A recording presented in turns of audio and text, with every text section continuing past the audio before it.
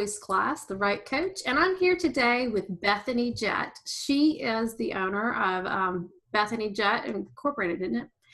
Serious Writer Inc. Yeah. And Serious Writer Inc. and Serious Writer Academy. She is co-founder with that, as well as she has written many nonfiction books and has an award-winning book, as well as she also was a marketing major. So she knows a little bit about this marketing stuff that writers really don't like to do they, Bethany? No, they fight me. Yeah, I hear it all the time too. Do I have to? Yeah.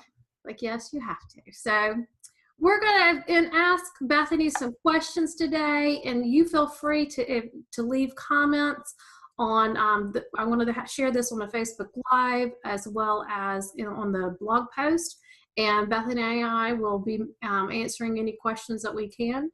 So we would love for you to interact with us, but tell us just a little bit about yourself and your writing journey, Bethany. How did you become a writer?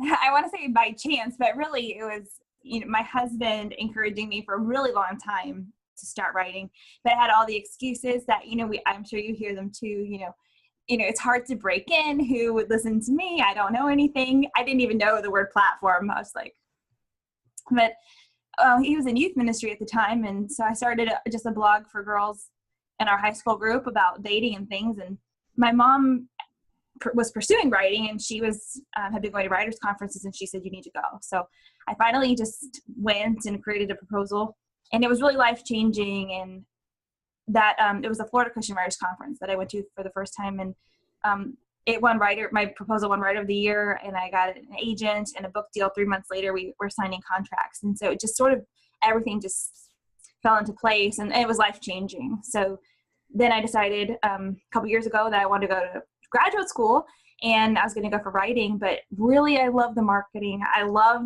social media, email funnels, all of that. So my degree is now in marketing communications, and I'm still a student there. So, and then my agent, Kyle Young, and I merged our businesses. So Serious Writer Incorporated is pretty new. It's a baby company, but we're doing conferences and tour stops, and now we have the academy. So it feels like things are just going so fast. I hear you. Well, that sounds great. And you have a couple of children, boys, don't you? I have 3 beautiful boys, and my husband's in the military. We were chatting about that a second ago. So, yeah, there's a lot of testosterone in my house. I think I got more girly with each boy. I used to be a tomboy. Now I'm like, I need the shoes and the hair and the lashes, all that girl stuff. I totally understand. I had to get girl dogs because I have a son and a husband. I'm like, we had one boy dog, and he was not a good one. And I said, no more boy dogs, girl dogs only. Got to have some balance here. Yes. It works great. Well, great. Well, what do you recommend for nonfiction writers for them to blog? Some think, yes, some think no, and they're not really sure. And there are pros and cons, I'm sure, both ways. But what is your feeling on that? I think that you need to be creating content. And I think for each person, it's going to look differently on how they do that. Some people are going to blog. Mm-hmm. Some people are going to, this term microblogging, it has been floating around for a while. Instagram is a really great place to do that. You can have a visual, and then you can have a few paragraphs, which is like a microblog, a few hundred words or less on there. And people build their platforms using social media in different ways. Instagram's a good place to microblog. So if you're not wanting to do a blog every week or every month, I suggest doing it over there. Facebook, you could use it a little bit, but I think the important thing is that you're creating content that's yours and also sharing other people's. And so I think a blog really helps you do that. It's a way for people to go back to your website to see your material. So the answer in a nutshell is yes, I think nonfiction writers should be blogging. If you're not consistent about it, find another way that you're daily creating content, maybe on social media though. Right. So I guess the answer is yes. Well, and I've heard from different people that it is good in that consistency, especially if, you're a coach of any sort, like a nutritionist coach or a health coach or a motivational, a business coach kind of type thing. And of course, I'm a writing coach, so I do weekly tips. And I like it too, because then you have a place to go. If somebody wants to find out about you, and they're like, oh, go to my blog, go to my site. You can learn more about me. And I also have it where like people want to know about Scrivener. Well, I did a really short thing about Scrivener, and I can just grab that link and say, hey, here's this. This will get you started. It's Exactly. not in depth, but it's enough to, to take off the fear and the get over the overwhelm and get in there and get trying it, kind of thing. And so I feel like it's an introduction, a way to build a relationship with people, don't you think?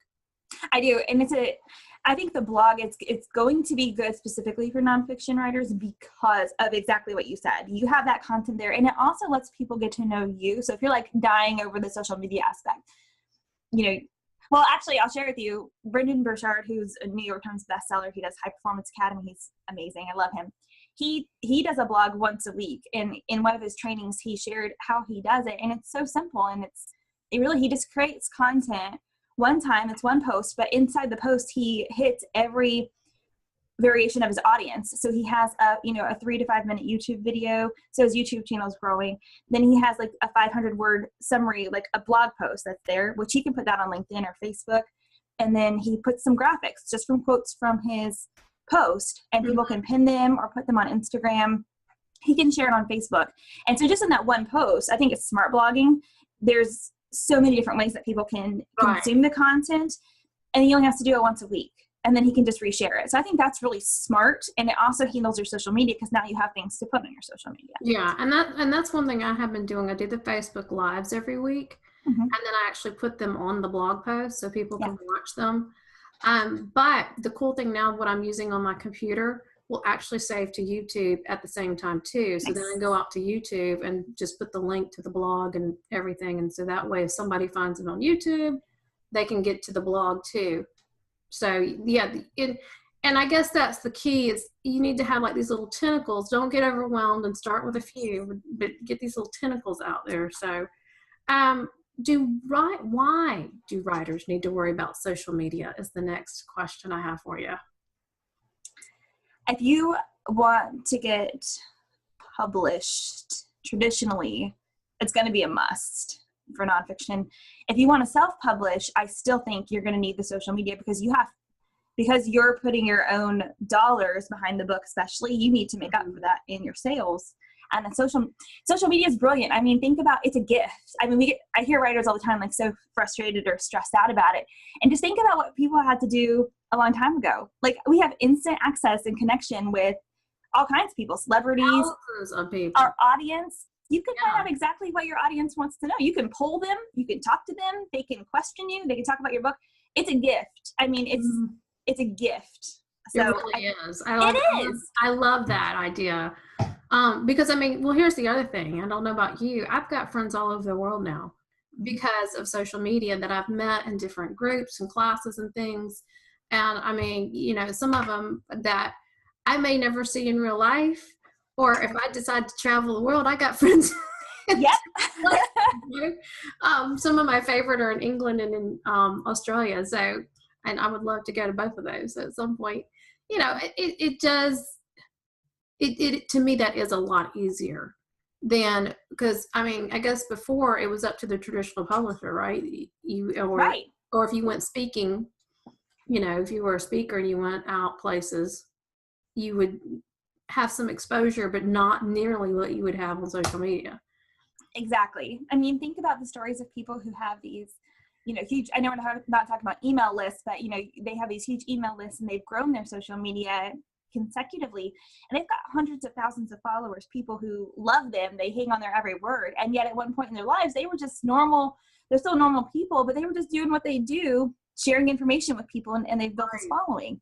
I mean, anyone can do it. It takes all of we're equalized now because of social media.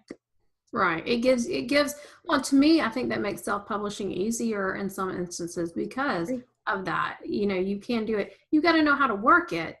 I mean, and that takes time to learn how to work it. But it's worth it. Because like you said, it is a gift. It's so much easier.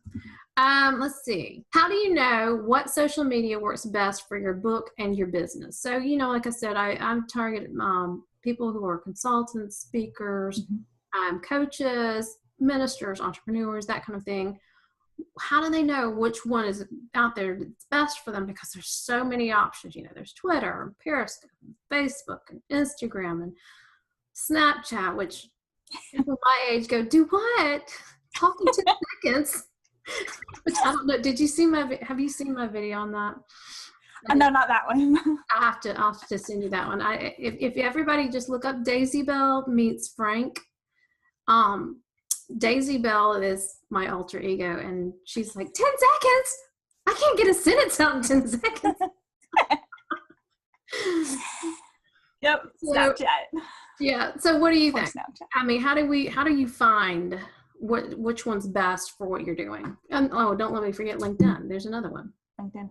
I think that you should have a presence on all of them, because you want to make sure, I think at the heart of it, you want to make sure that your readers and your audience and your future customers, they need to be able to find you. And if you get super stuck on, I'm only going to be on this platform, then you're missing a bunch of people who want what you're offering, because you won't go out and create a Pinterest page. The thing is, I don't think you need to be active on all of them. And there's so many schedulers now these days. You can RSS feed content into some of them, and so that's just going in the background. So like for Pinterest, you should, if you're a coach or in entrepreneur or business, whatever your different categories are on that you like to talk about, just create a Pinterest board for them. Put 10 pieces of blog posts or content of things that you like, just stick it in there, mix your stuff in with it, and then just let it go. I mean, if you don't want to be pinning, then don't. Just go on every once in a while, but that can just sit. Facebook is going to be a big one because so many people are there. Like, I don't see it going anywhere, and you log in to so many different other applications with Facebook. It's pretty strong.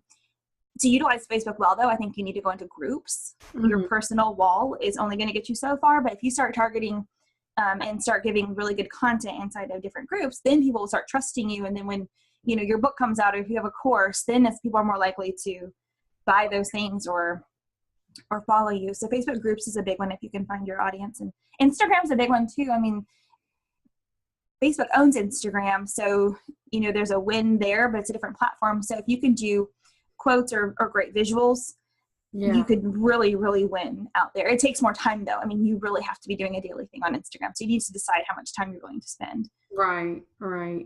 Now, it's good for business. Yeah, I have heard to kind of focus on one or two and then add the others. Is that kind of how you recommend people who are just starting out, maybe they don't have anything anywhere yet?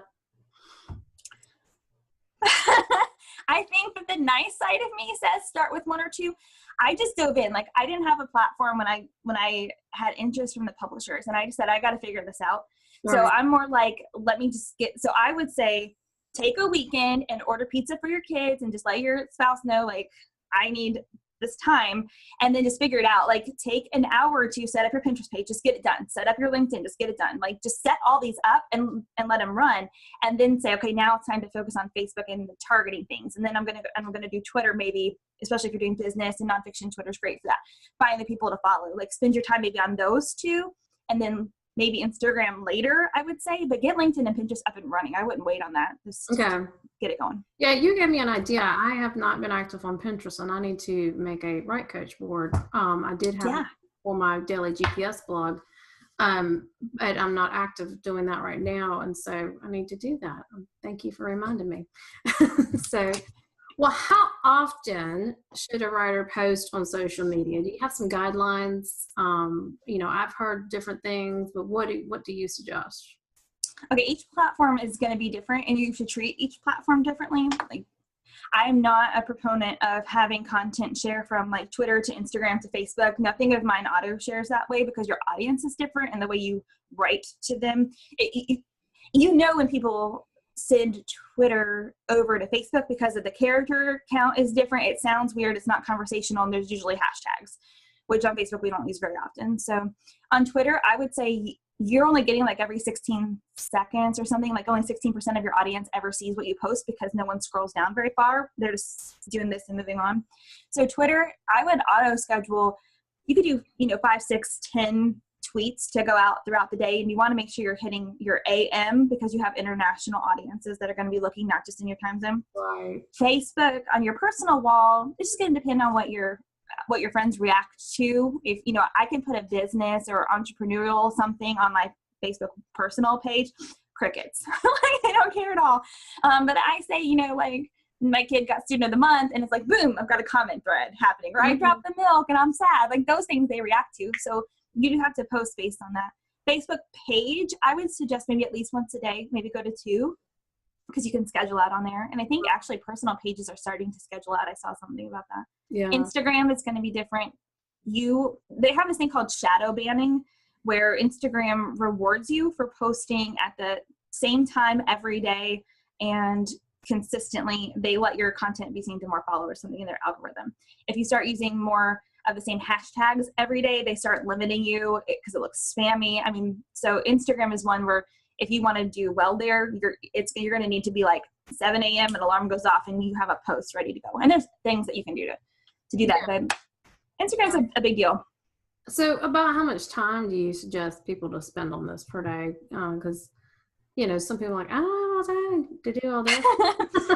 I think, I don't have a lot of patience with the time issue. You can squeeze in social media in 5-minute increments throughout the day. When you're cooking dinner, you can be standing at the stove, you can be scrolling. People take their phones to the bathroom. I mean, that's probably when social media is happening, to be honest. Let's be real. But if you schedule stuff out, you don't have to worry about it. Bethany, let's get real. Be real. You know you're doing it.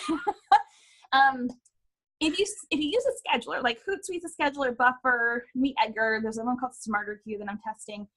You can have like content constantly going in the background, and that frees you then to only be updating in real time, which you need to have that mix. And so my ideal situation, which never happens, if we're getting real here, I would love to have Sunday afternoon, have like a 2 to 3 hour block with my coffee, just sitting down, nothing happening after church, and just be able to schedule content into the scheduler. That would be amazing, just to have that going, like new stuff.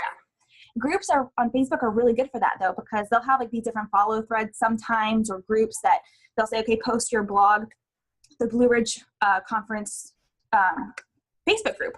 Every week we try to have like, okay, put your new content here, because it gives everybody their fresh content to stick into their schedulers and things like that. So if you can get in pods like that, it can really help grow your social media and then take time out too. And that's a good idea that I just wanted to mention. Share other people's content on your Facebook page or your personal page, wherever you're doing that, or in the groups, because that you're giving people some value, but it's not coming from you. And so it's that third party validation that you're giving to somebody else, but also makes it look like, oh, she's giving me something here that's going to help me, but this isn't necessarily from her, thanks. So that's a good thing. And then I wanted to say, Meet Edgar, I'm a fan. Love my Meet Edgar. I like it. For those that don't know what Meet Edgar is, you can schedule things, but it has a library.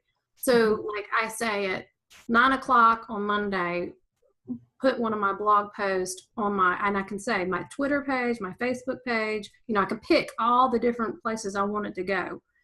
And I can, if I want a Twitter thing to say, tweet to say something different than my Facebook, I can do that.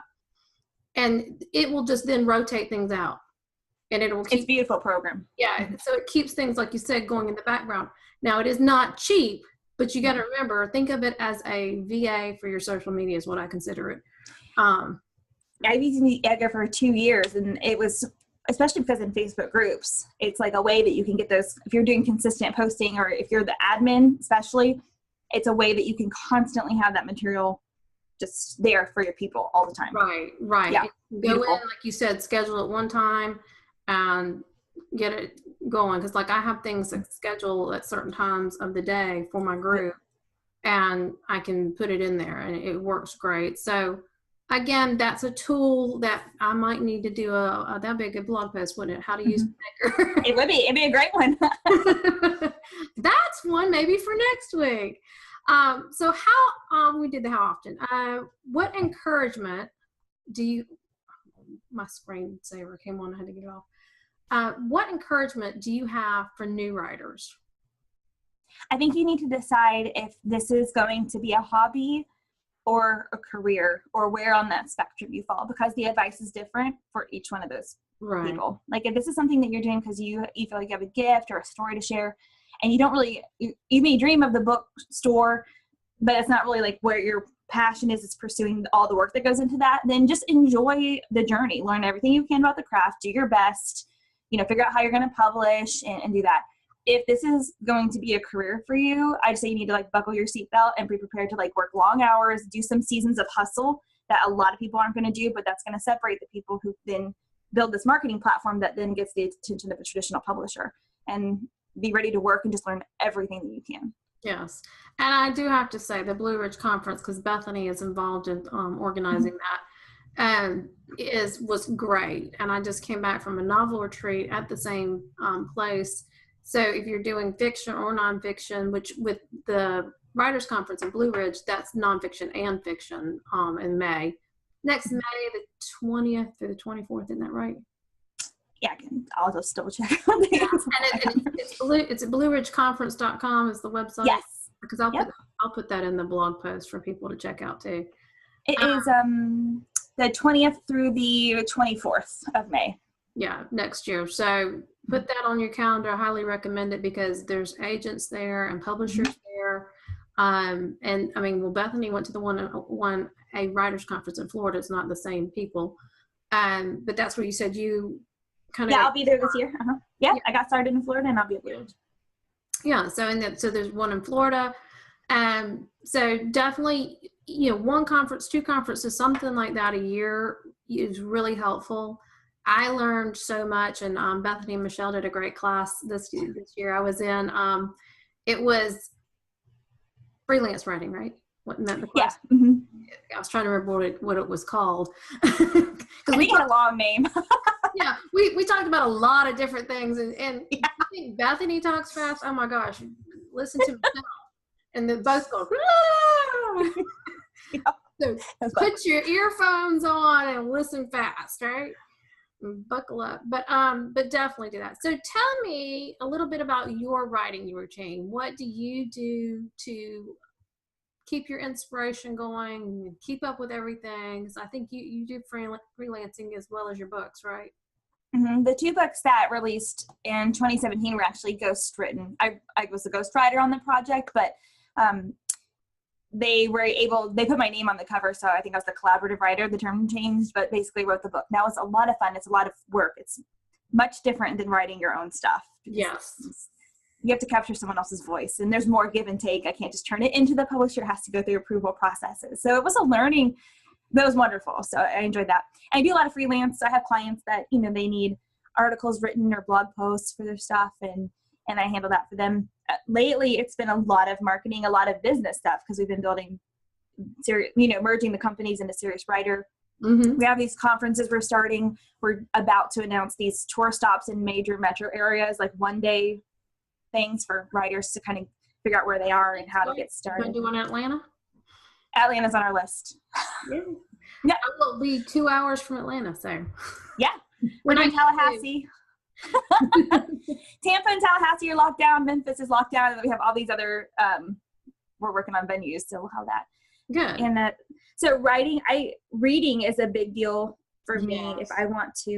If I need to write, I have to read first. And it might be a novel, or it could be just a few chapters of someone who writes nonfiction that has a similar voice to mine. It's easy if someone tells you who that is. I had an editor tell me, you write like this person, and they chose a best-selling author, and I thought, okay, let me read some of his stuff. And he told me why. And if you can find someone who loves you and won't just tell you, oh, you sound like this person, find someone that you sound like. I found it so much easier to write the nonfiction work knowing I would just go to his book and I would open and read a chapter, and it was enough. I mean, I heard enough of the similarity in it to be able to write my own.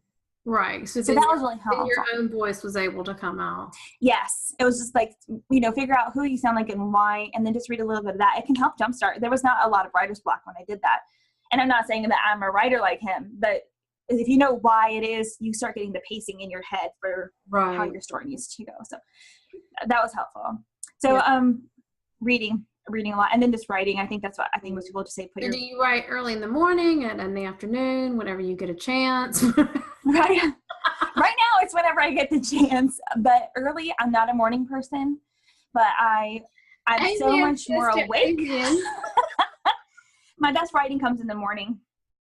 Yeah. So That's when it's better.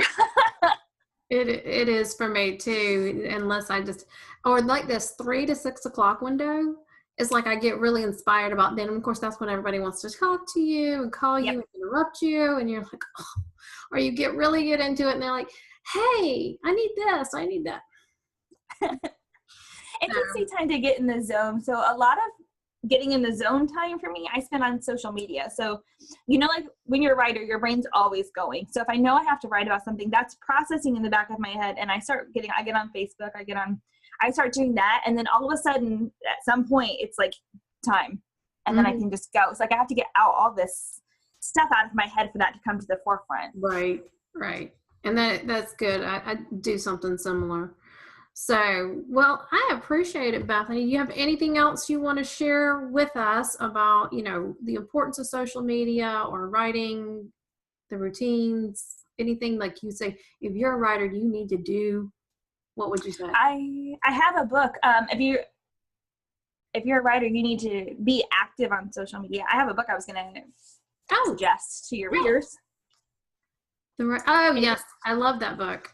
Do you love this book? Yes, I need to finish reading it. Jab, Jab, Jab, Right Hook by Gary Vaynerchuk. Yeah. And then I have 3 of them. I went crazy. I read this and I went and got the Thank You Economy, and then I grabbed his third one. Yeah, and he's great. I mean, I've listened to, I think he has a podcast or something, and he's done some Facebook Lives, and he's all over. Yes, and he is great, and I do like his theory and jab, jab, right hook on how to do it, because that is an excellent book, because of kind of what he talks about is what we were talking about is you need to kind of have some personal in there, and then share, hey, I offer this, or hey, I offer that, instead of you wouldn't just walk up to somebody on the street and go, guess what? I have a book to sell. You want to buy it? No, exactly. You want to talk to them, get to know them a little bit. And that's kind of what he teaches, is how you can kind of get to know people and build relationships before you go, hey, by the way, I sell a book too. You want to check it out, Yeah, he does. I started listening to his podcasts in the morning. I think for writers too, I think you need to develop a routine, and I definitely do not follow it. But I mean, like Brendan Burchard, who I was talking about, his latest book about high performance habits. And I'm sure in here is exercise and sleep. And all those good things, and we stay up late and we do all these. But I listen to Gary Vee's podcast in the morning at the gym. So I'm like, that's going to be a new routine. I get so fired up because he does not accept excuses. And then when he's critiquing other people's social, I'm like, I could do that. Okay, that's what I need to. You get all these ideas, and you're just like fired up and ready to go. Like I'm just ready to get at my computer after I listen to him. Language warning though, for sure. But he's amazing. Yes, sounds great. So write and definitely be on social media. Check out Gary Vee. Check out Gary Vee. He's great. Well, thank you, Bethany. You have a great day, and I appreciate you being with me today on The Write Coach. Thank you for having me. You're welcome.